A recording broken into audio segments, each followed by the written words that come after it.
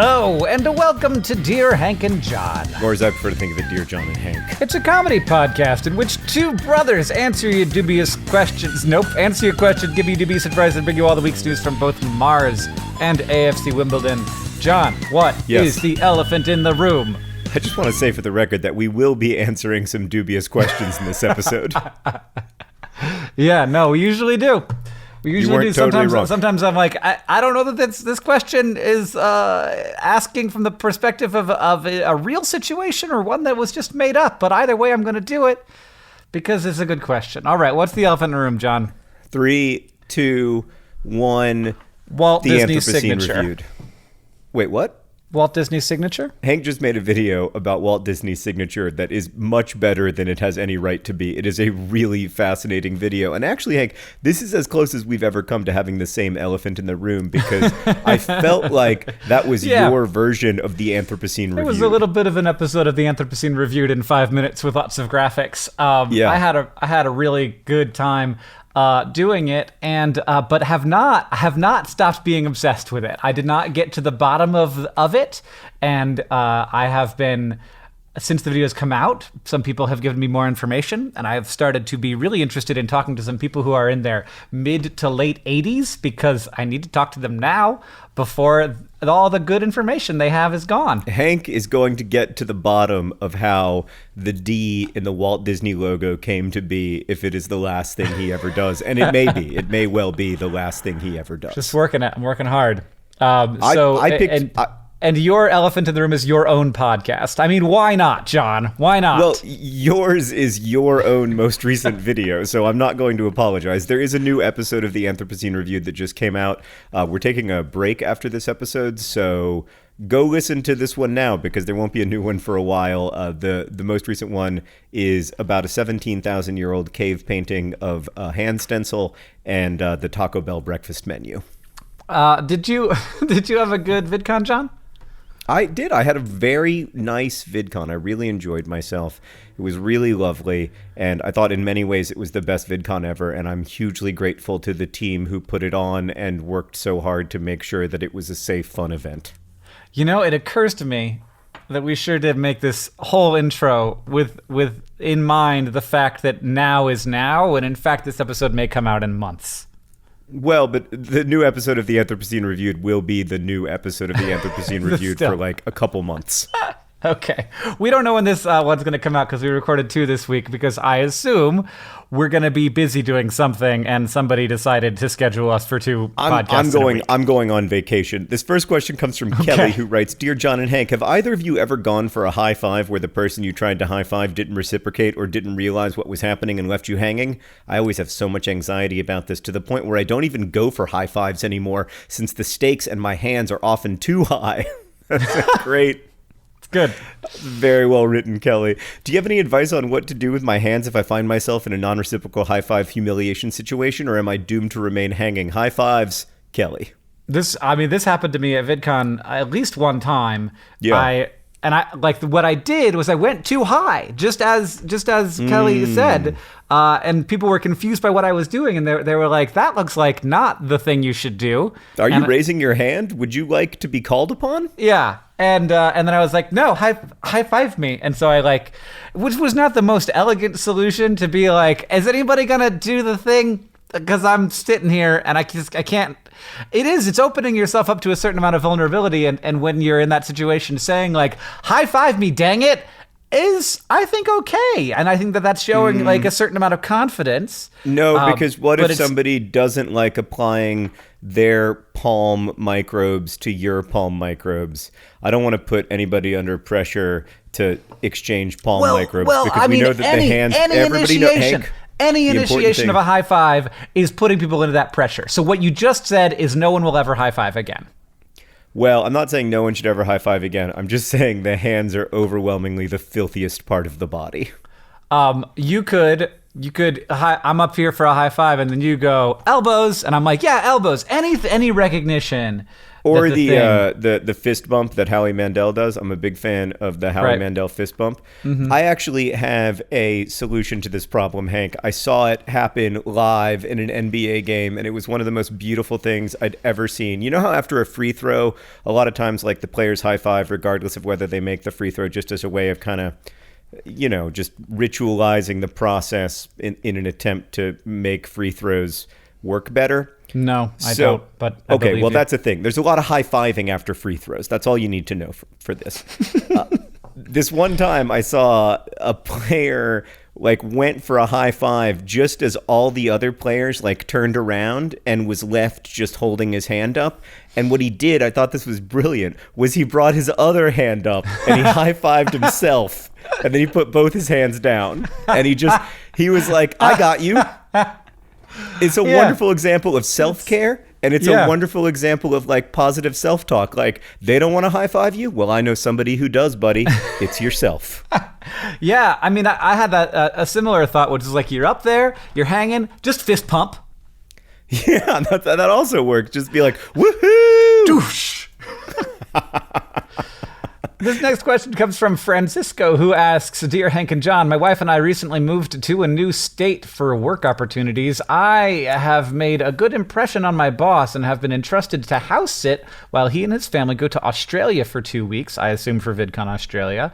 We're 5 days in and my wife has locked us out. The neighbor, who supposedly had a spare key, informed us that they never received a key.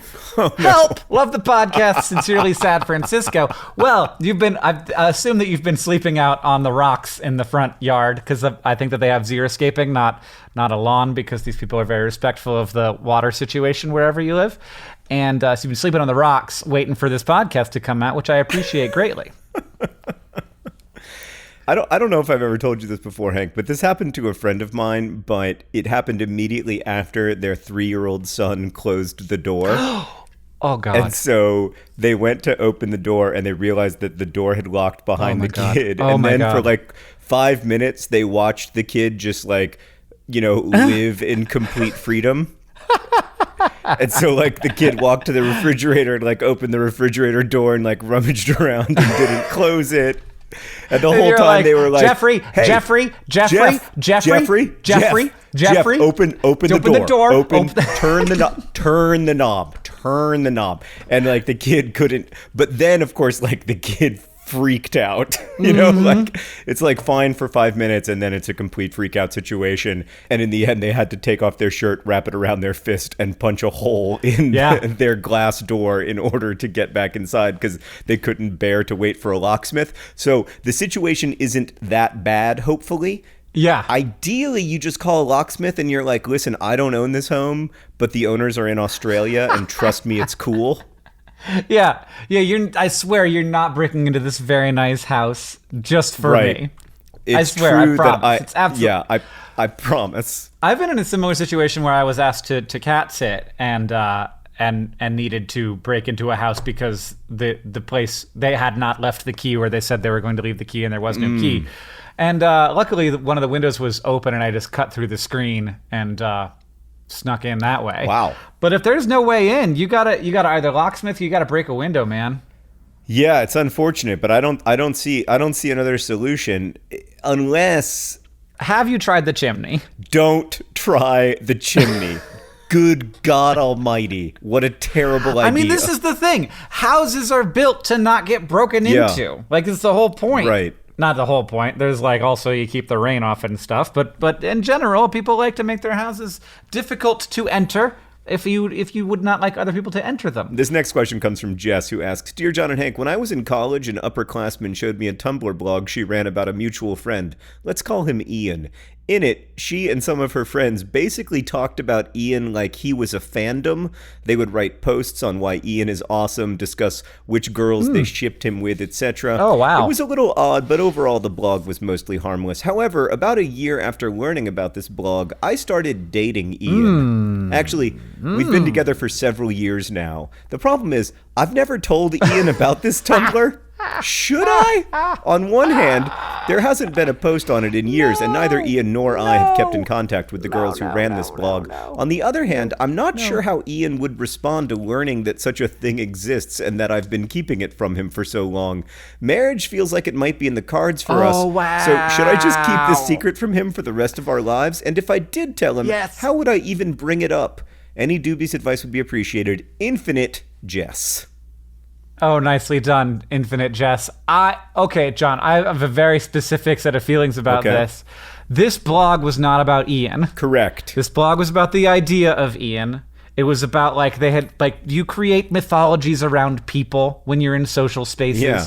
I did this in high school all the time, where there were people who, like, I saw peripherally and saw from a distance, and, like, my friends and I would make up, like, whole stories about their lives that weren't true, and we knew they weren't true. This blog is not about Ian. You know who Ian is. They did not know who Ian is. You do not have to tell Ian about this, but 10 years into your marriage, that's when you tell Ian. No. Like, I have a 10-year anniversary present for you. There's something I've been hiding for the last 20 years. 15 years. I also had something like this in high school. There was this kid who went to our high school, and everybody really loved him. He was a great guy, and people made stickers. You remember that Andre the Giant has a posse sticker that was popular in the early 90s? Mm-hmm. We made stickers of this guy, and then we put them all over the world, actually. Oh, man. Even look at what would it be like to be, well, I guess you know now, because people do put your stickers in places. Do they? Yeah, there's a bunch of Pizza John stickers in the pizza restaurant by my office. I guess there are Pizza John stickers out there, and the answer to what is it like is it's pretty weird. But I also But what would it be like to be a high school student and have people like you that much? Well, I think the big difference was that I still think I get like 50 cents for every Pizza John sticker that gets sold, whereas I don't think this kid ever made $1.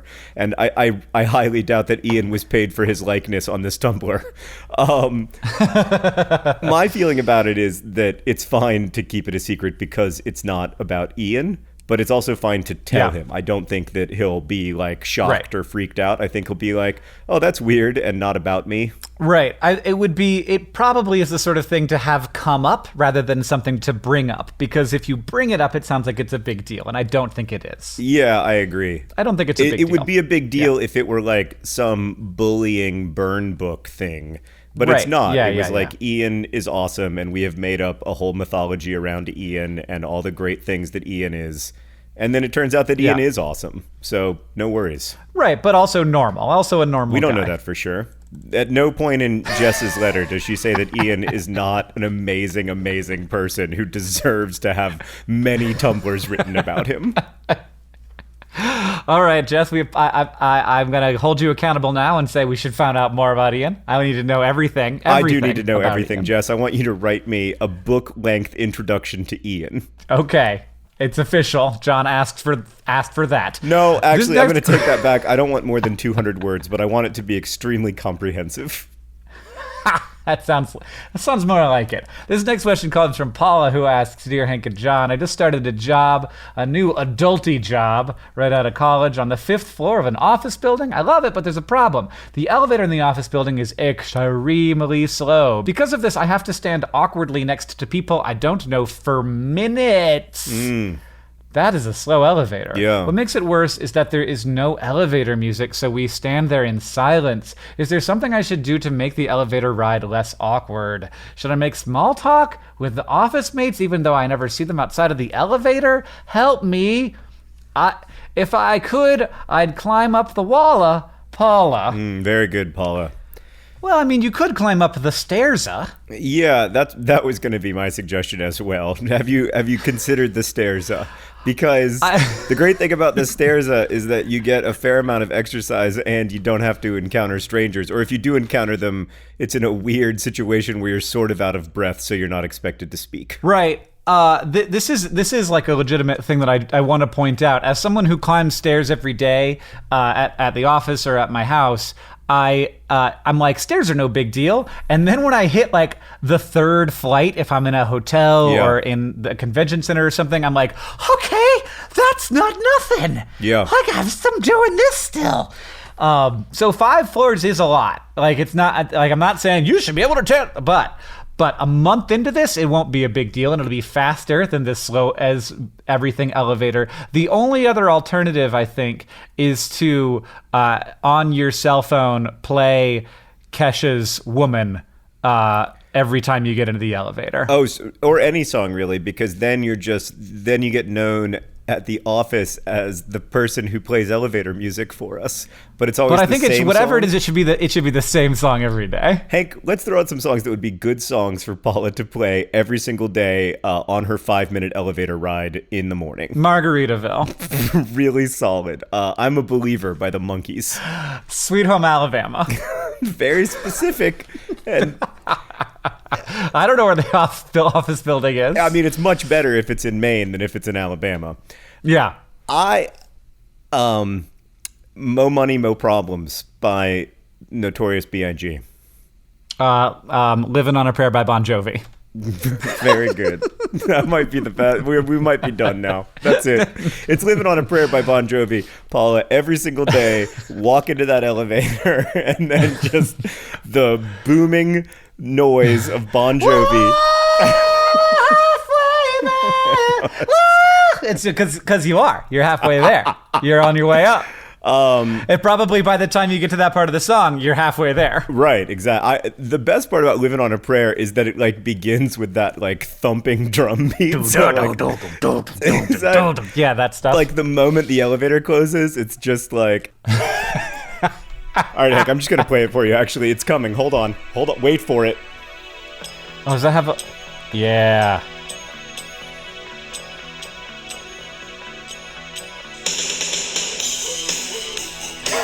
Right as the door closes.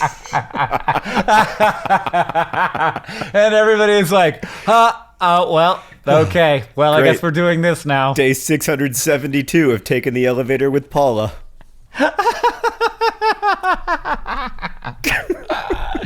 This turned out better than expected. I haven't had so much fun on Dear Hank and John since we found out about Ross Bagdajian Jr. and the Chipmunks.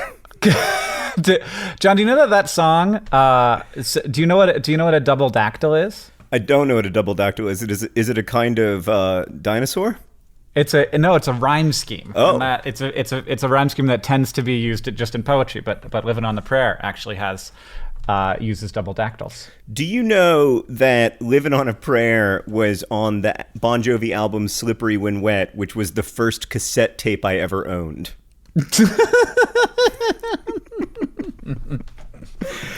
It was my third favorite song on Slippery When Wet, behind my favorite song when I was 9 years old, Wanted Dead or Alive. Oh man! And wow. my second favorite song, 9-year-olds. You Give Love a Bad Name. That song was great. I love that song. I did not understand the theme of in third grade when I first listened to that album. I imagine you also did not understand the theme of Slippery When Wet. The name of the album. In fact, I did not understand it until just now when you said it. I apologize. I want to go back in time to when I thought it was a reference to recently washed floors.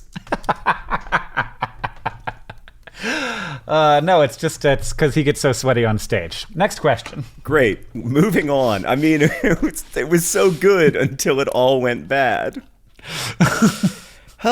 Dear John and Hank, this question is from Hannah. Dear John and Hank, as I was strolling around the streets of San Francisco, I realized something that puzzled me. When you press that little button that says something along the lines of press to walk, it doesn't seem to hurry up the process of changing the green light to red for pedestrians. Then I thought that maybe the number of people that press the button tells the machines if they can change the light, but even if no one presses the button, it still changes. What is the point of this button? Dubious answers are appreciated. Hannah. Sure, here's just a straight up. We had a bunch of fun just now, so we're going to have straight up answers. They do different things in different places. Oh. In some places, it's purely psychological. It's like, if there's not a button, people are like, when is the light going to change for me? And so they just put a button there and it doesn't do anything. Like the closed door button in almost every elevator. Except in Europe, where I found out that you actually oftentimes have to push the closed door button, which was a very huge surprise for me. And I was sitting there in the elevator being like, why am I not going anywhere? Anyway, there are also some buttons that are there for vision impaired people. So you push the button and it will give you updates on the situation. It will tell you to wait or to walk. Right.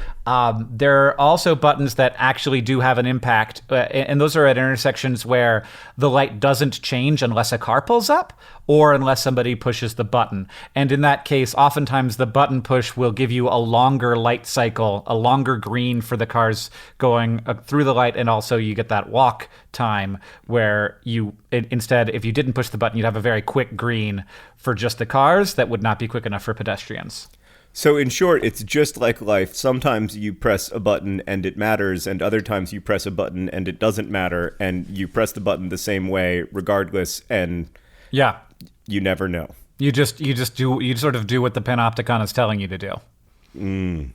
Okay. Hank, did you know that Slippery When Wet, the Bon Jovi album, I'm sorry to return to it, but I'm not done yet, sold 3.4 million digital copies? Like, once digital music became a thing, enough people still love Slippery When Wet to buy 3.4 million digital copies of it. I mean, and I assume that people had already purchased a tape and possibly a record and possibly a CD, and then this is like the fourth time they're buying Slippery When Wet. Yeah. It's so good that we have moved past this era. We don't have to do this anymore. We just pay our $10 a month for Google Play Music or whatever, YouTube Music, or Spotify. It's good for us. I don't know that it's good for John Bon Jovi and Richie Sambora, the hardworking members of Bon Jovi.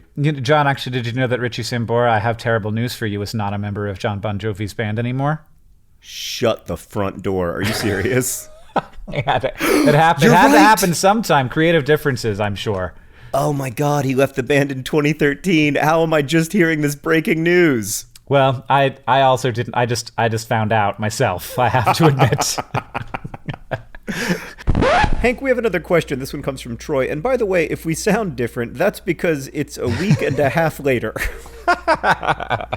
John's memory card got corrupted, so we had half a podcast, and now we are cutting in the second half of the podcast. It's true that my memory card got corrupted, but just for the record, it is not because I ate the memory card, which is what happened the last time my memory card got corrupted. So in a way, this is progress. This was just an old-fashioned technological failure, not me trying to eat a pretzel chip that turned out to be a memory card. This next question comes from Troy, who writes, "Hello." That's how the email begins. "I work as a bookkeeper for a very well-off small business and have been for the past 2 years. I thought my wage was pretty decent given that I don't work many hours, but recently the owner has gotten me to add his wife to the payroll, and her pay is much higher than mine. I asked what exactly she was doing, as I have never seen her around the office, and he said that she was going to take over some of the audit work he does, which is very little and not worth the pay that she's getting.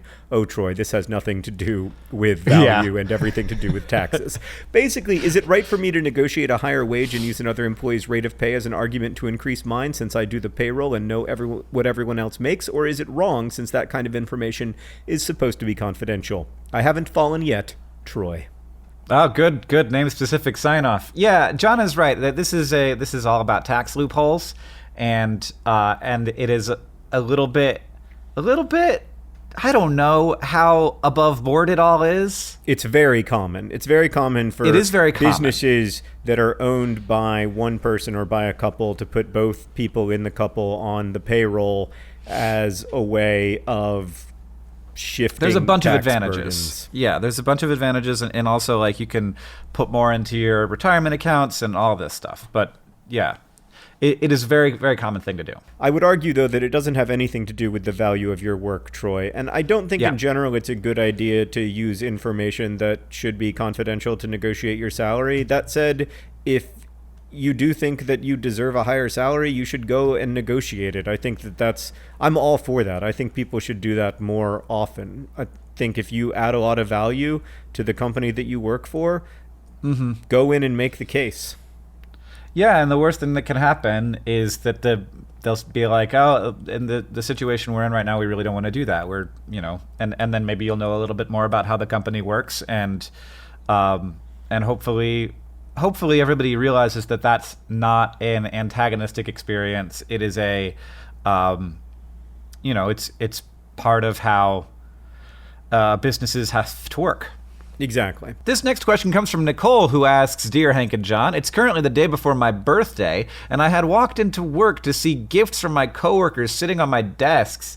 You have multiple desks. That's amazing. Wow. I politely thanked them, talked about my plans for my birthday, and then just went to work. I'm really happy they gave me something, but I have found myself in a dilemma. Should I open their gifts right away, or should people wait until they are in private to open gifts? I used to think it was disrespectful to open birthday gifts in front of people, but I don't want my coworkers to think I don't appreciate them.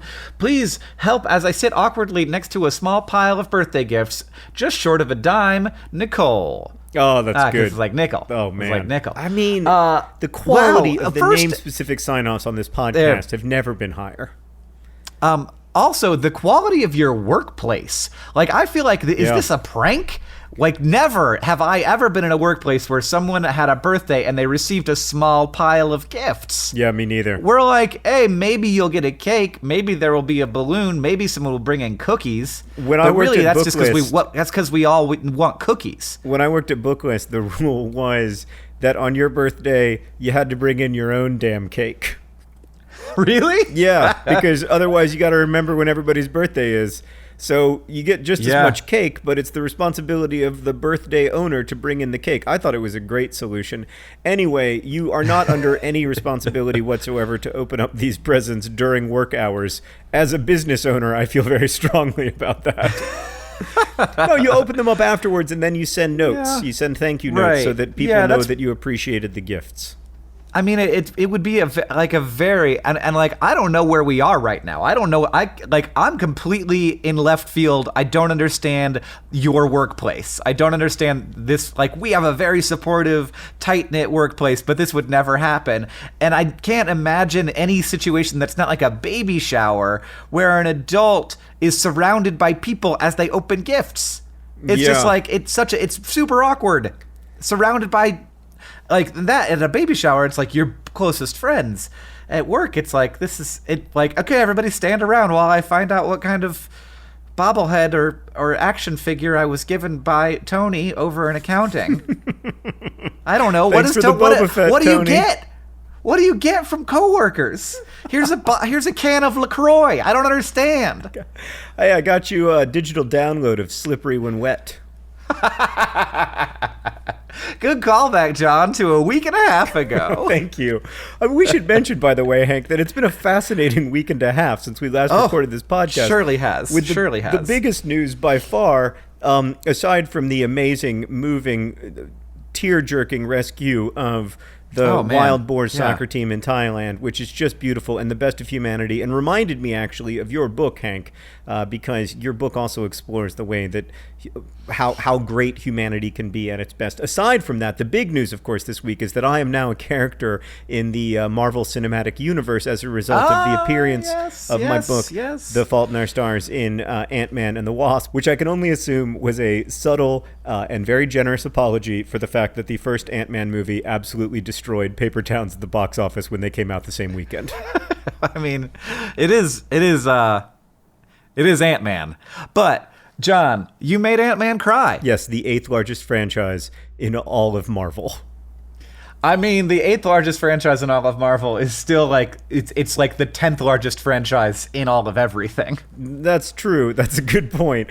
And I should add that I'm very grateful to have become a character in the Marvel Cinematic Universe rather than in the DC Universe, which is right now my very least favorite universe. I mean, oh man, the things that are happening in the DC character universe from Michael Cohen on down continue to be fascinating, but not in a way that I want to be part of. I think that we are in a transitionary moment where we do not know what to do with the tools that we have, but eventually when we figure it out, things will be okay. Right, John? I mean, silver was very bad short-term news for the world in the 17th century, and I guess it got better. Today's podcast is brought to you by Twitter. Twitter, I guess it will get better.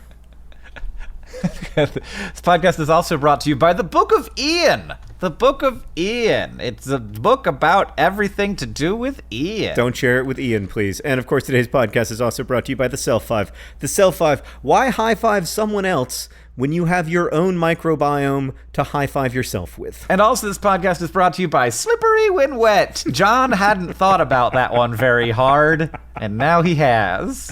Oh, I just want to go back. In time.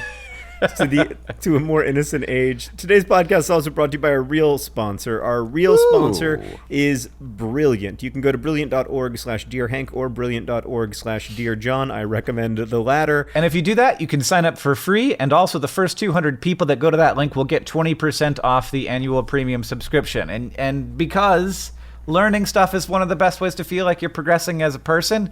And research seems to indicate that one of the ways we feel good and feel valuable is by moving through a process of mastery, whether that's cooking or playing piano or learning Spanish or probability or logic or complex algebra, physics, astronomy, or machine learning, or any other dozens of things that you can learn at brilliant.org.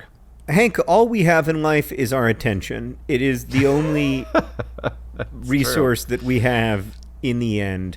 And one of the things I like about Brilliant is that it calls me to use my attention a little more carefully and a little more thoughtfully to better understand the universe and my place in it. And I really like it, and I encourage everybody to check it out. You just go to brilliant.org. That's where you check it out. But if you want to help our podcast, you can go to brilliant.org/dearjohn or brilliant.org/dearhank.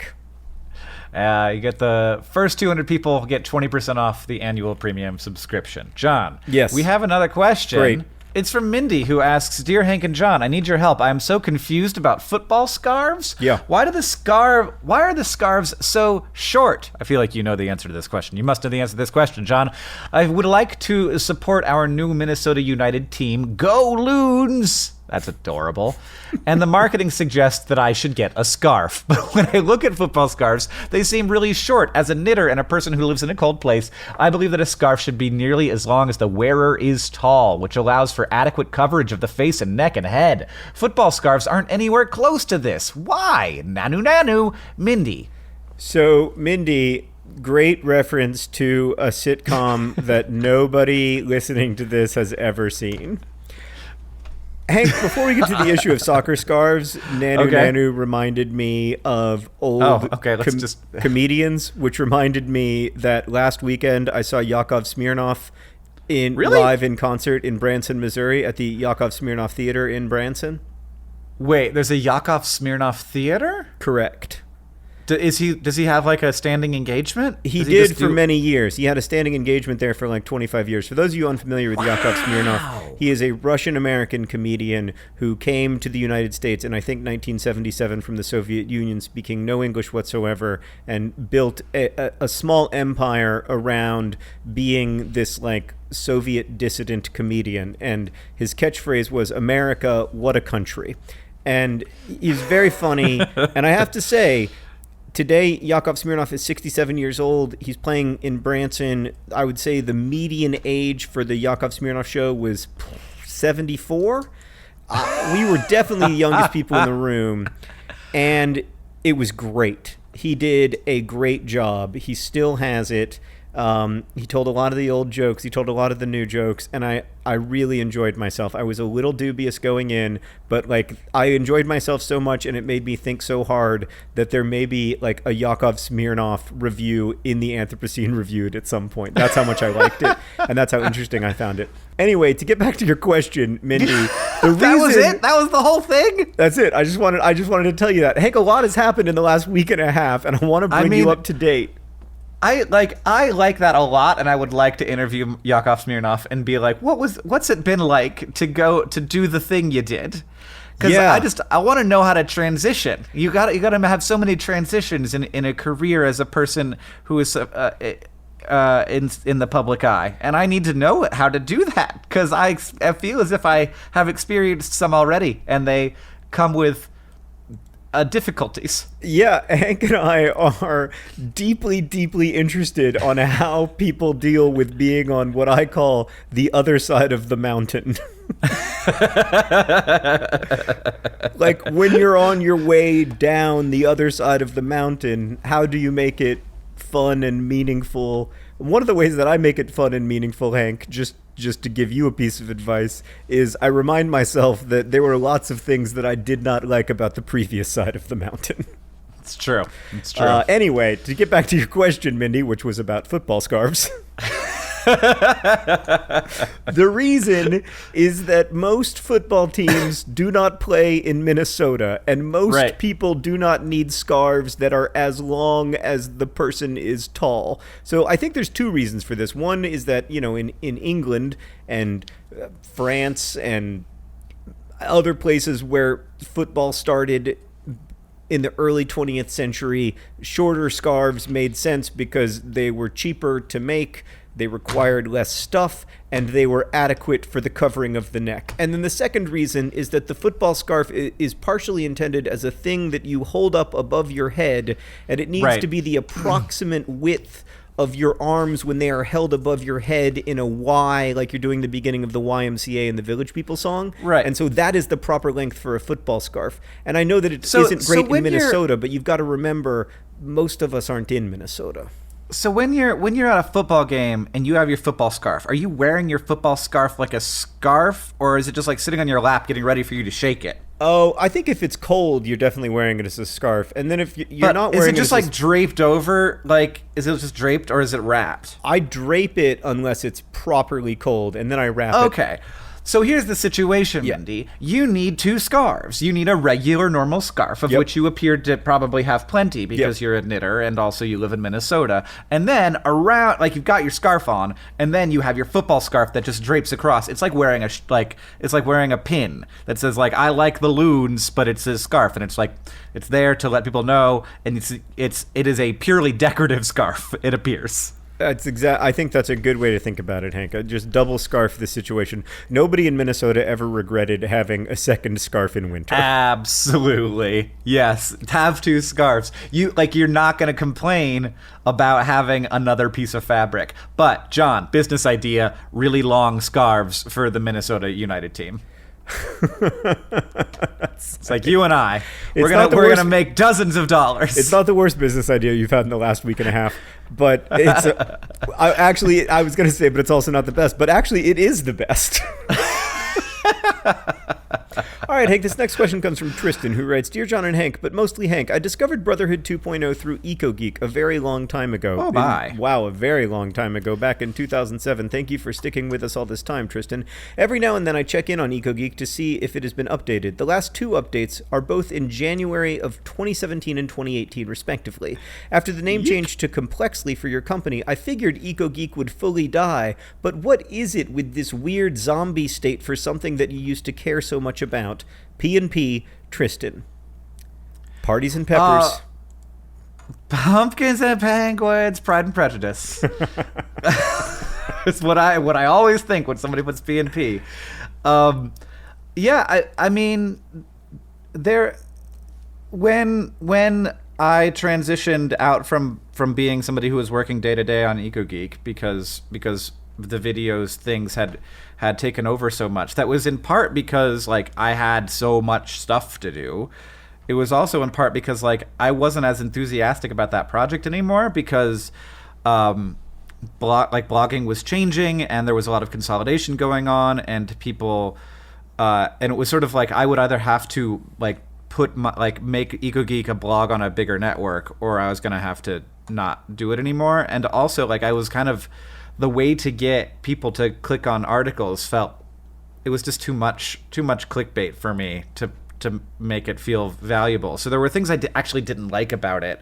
So I kind of gave it over to some of the other writers, and I was like, keep this up if and when you want to. And it is still really remarkable to see it there, and also that like the design of EcoGeek hasn't, 10 years later looks not super stale, which is but I think great. That's mostly because the internet has come all the way back around, like how bell bottoms are back. Like for a while it did look stale, but now like we're back to white, mostly empty pages, and I'm like, EcoGeek looks pretty good these days. Oh man. Well, and I think that's largely the situation. And also in general, like you gotta.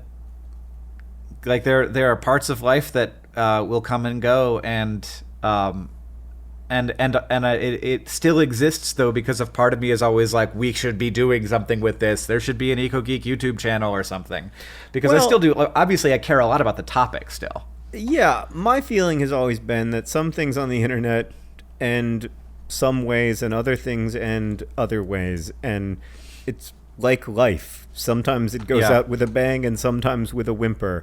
And I don't mind things continuing to be there and to live in small ways. I understand the urge to want closure or to want an ending for things, but I guess one of the things I like about the internet is that things often don't end in that straightforward way. That feels more true to me. Yeah. Hank, before we get to the all-important news from Mars and AFC Wimbledon, I want to ask you one last question. It's from Megan. It's a big one. It's complicated. It's hard to get into, but it's also a beautiful question. Dear John and Hank, who is Mr. Rogers? Megan. Oh, no. I know. Well, but if you're a young person, you might not know who Mr. Rogers is, except insofar as all the kindnesses that your parents have ever shown you come directly from Mr. Rogers.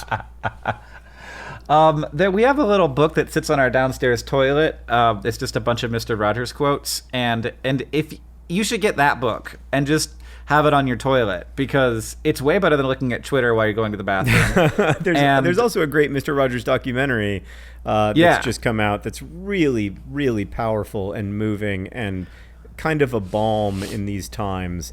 Mr. Rogers was a children's television host on public television who also was a source of kindness in the world. Mm-hmm. Yeah, just a really thoughtful, empathetic person. I don't know how he happened, but it's marvelous that he did, because I know even now, like, we are starting to watch Mr. Rogers with Oren, though of course he doesn't get what's happening most of the time. But like, Catherine and I are like, this is great. Thank you, Mr. Rogers. I feel better about stuff. And also, like, that was some good advice. And I'm like, this is for children, but I need this right now. Not like I need it like to balm my soul. Like, I need this advice. Right. No, I completely agree. I mean, Mr. Rogers remains extremely relevant. I do think that in our secular world, one of the things that we need, that we are struggling to find or haven't quite found yet, is a version of sainthood. And obviously saints are not perfect people, and Mr. Rogers was not a perfect person, but if you're going to have a saint, I think you could do worse. Yeah, I mean, it is nice to have people that you can definitely look up to. Can I tell you a Mr. Rogers story, Hank? Yeah. Mr. Rogers worked in Pittsburgh. And is it about the car that got stolen? It is. You told that story on the podcast before. Can I tell you a Mr. Rogers story, Hank? Yeah. This is a different one. So, Mr. Rogers worked and lived in Pittsburgh. That's where they made the show. And The Fault in Our Stars movie was filmed in Pittsburgh. And Mr. Rogers, Mr. McFeely from the show, remember Mr. McFeely, the male guy? Oh, of course. Mr. McFeely happened to find out that we were filming The Fault in Our Stars, and I don't know if it was him or his nephews and nieces or kids or or what. Somebody was a fan of The Fault in Our Stars, and Mr. McFeely came to The Fault in Our Stars set and was so kind and lovely and wonderful to us, and gave us all this Mr. Rogers stuff for our kids and Daniel Tiger, which is the show that Mr. Rogers Studios makes now. And we, have like being able to take that stuff home to my kids was such a wonderful memory. And it was just a wonderful little tiny thing. Sometimes people can do little tiny things that, make a big impact on your life. So thank you to Mr. McFeely, and thank you to Mr. Rogers. And now, Hank, it is time for the news from Mars and AFC Wimbledon. I can't believe you met Mr. McFeely. Oh, he was so nice too. Man, is that like very jealous. Is that like the coolest celebrity encounter I've ever had? I mean, honestly, maybe. No. For me, it was meeting Dwayne "The Rock" Johnson.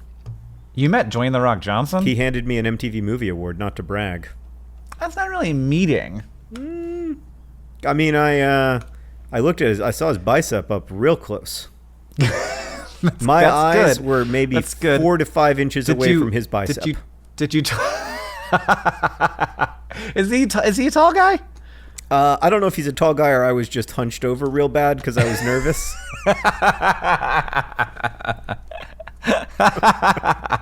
Could have been either. Well, let's look. He's my guess is he's pretty tall. He's tall. He's 6'5". I'd say, your eyes are about level with his bicep. Also, you got to remember his biceps go like all the way up to his shoulder. You know what's real weird to me that I did have a hard time sort of processing? Yeah. That Hulk Hogan is 6'7". I would have a hard time processing that, except I once was on a plane with Hulk Hogan, so I know exactly how tall he is. Have I never told you this story? You meet too many people. I've seen almost every celebrity on a plane. Every celebrity who travels via commercial aircraft, I have been on a plane with. So, Hulk Hogan, I was on a plane with Hulk Hogan. I was seated in coach, and he was seated in first class, but he stood for the entire flight. Like the moment the fasten seatbelt sign went off, he stood up and he stood facing the rest of the plane, just like staring out at us. And the most amazing detail, Hank, is that this is a great story. Unlike most celebrities, he was dressed precisely as Hulk Hogan. Like he was not wearing sunglasses. He was not trying to disguise himself in any way. He was like, yes, it is Hulk Hogan on your plane. Me, Hulk Hogan, staring at you for the next hour and 15 minutes. Well, when you're 6'7", you don't want to sit down. You want to stand up. You know the celebrity I've been on a plane with most often? Oh my, is it John Green? What's happening right now? It's Snoop Dogg. I've been on a plane with Snoop Dogg 4 times. What? 4 times. At that point, you're just like, okay, I guess we're friends, right? I met Snoop backstage at a thing once, and we took a picture together because I guess his kids like my books or whatever, and he was very nice. And everyone I've talked to about Snoop, because I've sat next to his manager or people several times, they all speak highly of him. But he does a much better job of disguising himself than Hulk Hogan. That's all I'll say. Ah, so maybe I have sat next to Snoop. It's very possible. Very possible. I think at some point we promised some people some Mars news, so I'm going to do that instead of like, who's John been on a plane with before? You guys can't wait for my new spin-off podcast, People I've Shared a Plane With. So the news of Mars is, so there's a meteorite, a beautiful little meteorite. In fact, it's called Black Beauty. That's what they call it, the scientists, because it's a pretty little black meteorite that's from Mars. And this, we have previous models of how Mars formed, and when Mars first became sort of like the crust formed, and then rain fell. So there's sort of this window between which, like, there was definitely liquid water on Mars, and then it stopped being there, and then when it started being there is basically the moment when there was a crust. Mm-hmm.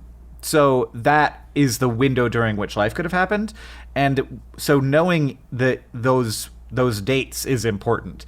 And the mathematical models we have for how Mars would have formed indicates that the crust formed pretty late, later than this new evidence is showing us. So instead of like 100 million years before the crust formed, it would have been more like 20 million years, according to an analysis of this meteorite, which scientists did science to sort of like say like, okay, this rock is a very old rock from the surface of Mars, and we can tell from, I think, the zircon crystals in it that this rock formed just 20 million years after the formation of the solar system, rather than like 100 or 150 million years after the formation of the solar system, which was our previous guess. So that's pretty big news, and it has a pretty big impact on how we're imagining the sort of window of potential life on the surface of Mars. That's really interesting. So is it possible that there was life on Mars like long before there was life on Earth? Well, yeah. I mean, that's sort of that hypothesis is out there that like if there was, if we do find some evidence of former life on Mars, we'll be able to tell whether that life shares a common ancestry with us. So was that life? And if it doesn't, it will actually be really hard to figure out if it counts, because all the things we have to test for life are all based on our chemistry. But but like the idea that life could have gone from Earth to Mars, and that like all the Mars life just got knocked off of Earth on a meteorite, or that it came from Mars to Earth, and we are in fact all descendants of Martian microbes. Right. Which would be really neat. It would be amazing if after all of these decades of work to get humans to Mars, it turns out that we were Martians all along.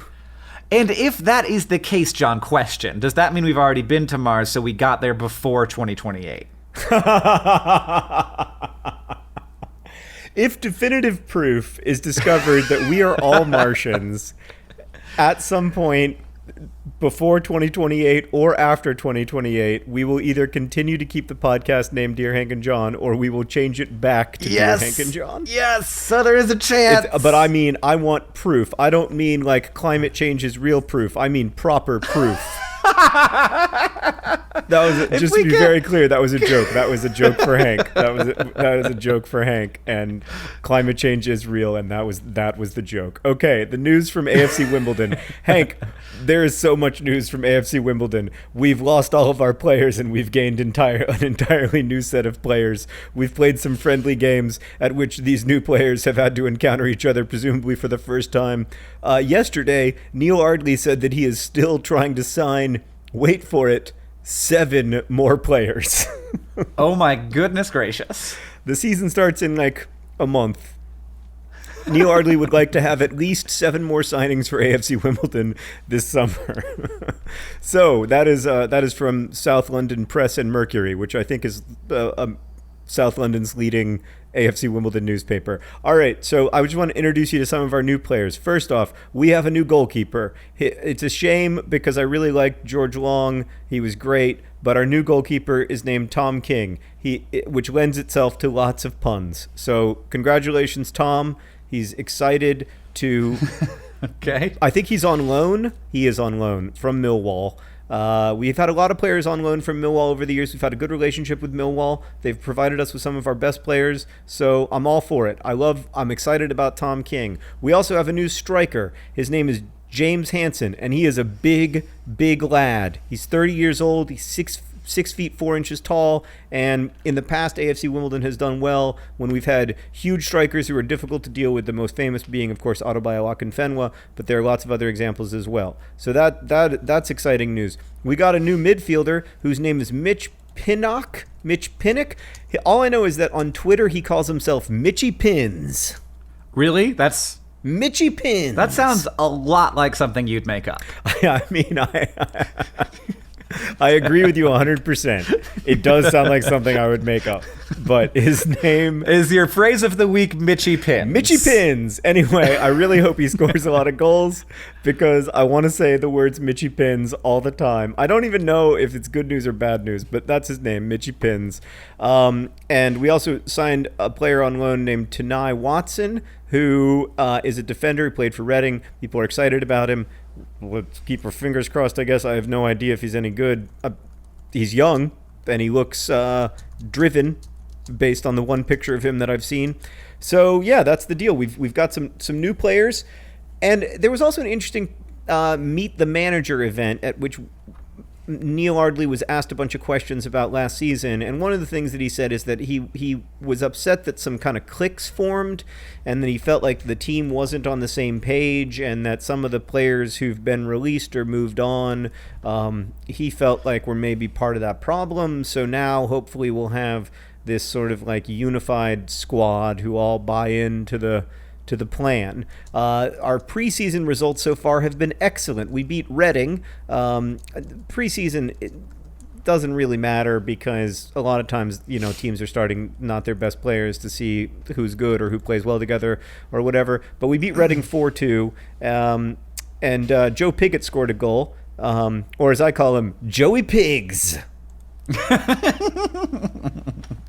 Kwesi Apaya also scored a goal. I can't think of Kwesi Apps. I'm gonna get ready for this all season long. It's never gonna stop.